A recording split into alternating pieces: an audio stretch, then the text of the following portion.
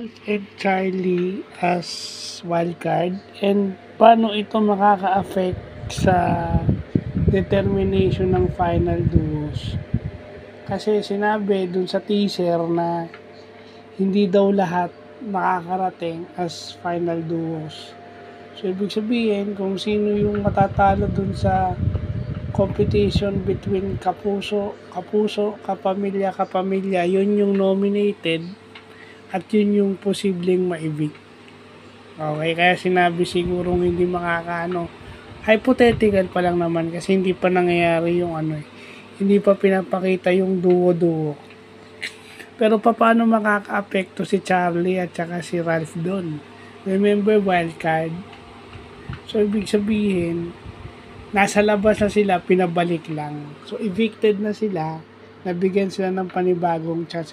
Mas mahirap kalaban yun. Then mas motivated yun.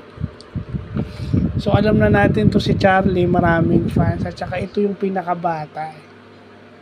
Not only that, matured mag-isip itong si Charlie. At saka may utak din yung bata. So it's not only dahil patalino siya. It's not how you strategize things. But yung bata yung may gustong patunayan, yun yung mahirap kalaban. And then si Ralph, alam naman natin na threat siya to anyone na nandun sa loob. Nadadamay lang ito dahil dun sa kaduo niya. Actually, it's between him and River. Yun talagang may sa task physically. Diba? Threat yan to anyone.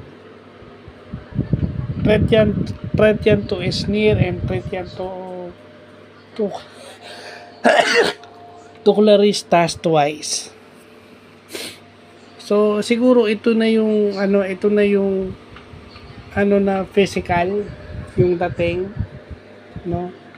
Not only that, Ralph